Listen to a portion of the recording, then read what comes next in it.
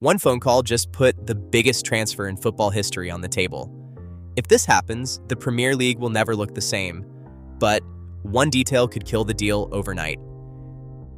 At exactly 9:45 a.m. on July 26, 2026, David Ornstein of The Athletic posted a single update that shattered the summer window. In modern football, Ornstein's name represents absolute credibility. When he writes, the sport listens. His report was clear. Arsenal were exploring a sensational move to sign Vinicius Junior from Real Madrid. The claim seemed absurd, but the details inside the report changed everything. This was not speculative gossip. Arsenal's leadership, from manager Mikel Arteta to the board, had approved the pursuit at all levels. Though the clubs had not entered formal negotiations, the internal machinery in North London was already moving. But the true shock came from Spain. Real Madrid did not immediately dismiss the inquiry. Vinicius was entering the final months of a contract expiring in June 2027, with renewal talks completely stalled. Terrified of losing their prize asset for nothing, the Madrid board refused to shut down the idea of a sale, transforming a wild internet rumor into a genuine, high-stakes threat. 10 minutes. That is all it took for David Ornstein's post to leap from social media feeds directly onto live television. At exactly 9:55 a.m., Sky Sports News interrupted its broadcast with a breaking bulletin, flanking Vinicius Junior's face with the Arsenal crest. This was no longer a corner of the internet letting its imagination run wild. By 10:05 a.m., TalkSport presenters were debating the logistics live on air, asking if the Premier League was about to witness a historic, seismic shift. Within just over an hour, a dedicated 12-minute panel on Sky's Transfer Talk was dissecting the report not as a fantasy, but as a serious probability. The mainstream media cascade bypassed the usual skepticism entirely, treating the link with immediate analytical gravity. On television screens and radio bands, the conversation quickly shifted from, if this could happen, to a much more calculating question. Why would Real Madrid, a club defined by gathering the world's absolute elite, even consider letting a Ballon d'Or contender walk out the door? On July 26, 2026, as the Vinicius rumors dominated English media, a parallel drama unfolded in Germany. Real Madrid submitted a formal £85.4 million bid for RB Leipzig's 19-year-old winger, Jan Diomande. Leipzig rejected the offer immediately, demanding over €100 million net. Rather than backing away, the Spanish club signaled an immediate readiness to increase their package to €120 million. This aggressive pursuit came directly from the sporting demands of newly appointed manager Jose Mourinho. Mourinho instructed the board that his tactical system required immediate speed and fresh legs on the flanks. Pursuing a teenage Bundesliga winger for a nine-figure sum showed a club actively preparing for a future without their established stars. The pursuit of Diomande altered the financial reality at the Bernabeu. Real Madrid faced strict spending limits, making it difficult to finance a nine-figure incoming transfer, while simultaneously offering Vinicius a contract renewal worth €30 million annually. Securing a new winger showed the board was preparing for structural changes, making a potential sale in the same window far more plausible. Vinicius Junior's contract at the Santiago Bernabeu runs until June 30th, 2027. But behind the public declarations of mutual commitment, the gears of renewal have completely ground to a halt. Talks paused in early 2026, with both parties agreeing to put negotiations on hold until after the 2026 World Cup. Yet, as the weeks ticked by, the silence from the players' camp grew louder. At the center of this standoff is Frederico Pena, the head of Rock Nation Sports Brazil.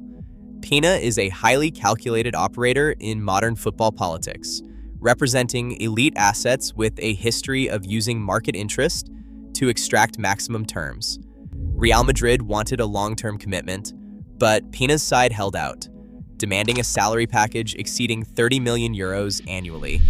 A superstar entering the final year of his contract without a fresh signature is no longer just an asset, he is a ticking clock. For Real Madrid, every month that passes without a breakthrough strips away their control and hands the leverage entirely to the player. In the high-stakes chess match of modern transfers, a frozen contract turns a priceless icon into a tradable commodity, forcing the club to decide whether to pay up or cash out. To understand the scale of Arsenal's ambition, look at the numbers. Only weeks prior, the club broke their transfer record with a £105 million deal for Declan Rice.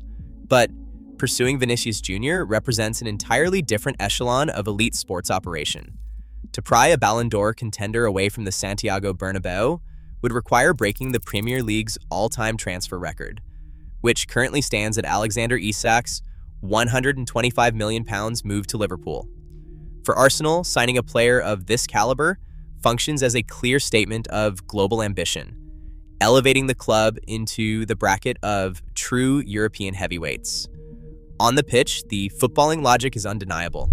Vinicius brings a rare, explosive profile, a natural left-sided attacker with a 35 km/h top speed and elite dribbling efficiency.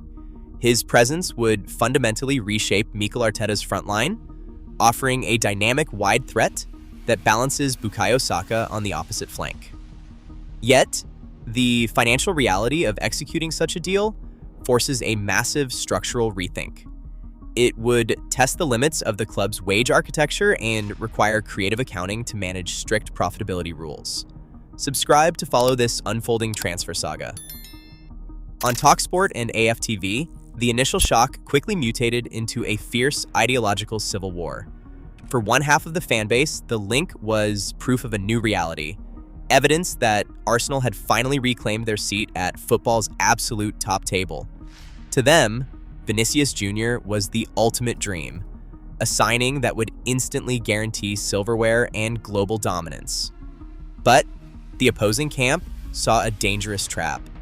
They feared that a single, astronomically expensive superstar could shatter the carefully balanced wage structure and derail the sustainable team-first culture Mikel Arteta had spent years building. The debate quickly grew beyond the player himself, transforming into a referendum on Arsenal's modern identity. Had they become a club that buys ready-made success at any cost, or were they risking their entire long-term stability on a single high-stakes gamble? The fan response proved that David Ornstein's report had struck a raw, unresolved cultural nerve. The clock is now the primary actor. With the summer window shutting on September 1st, 2026 at 11 p.m. British summertime, this is no longer a passive rumor.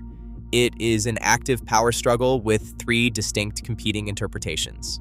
Is Real Madrid systematically clearing financial and squad space to finalize their €120 million pursuit of Diomande? Is Arsenal's board using their newly acquired financial muscle to declare themselves a sovereign superpower of European football?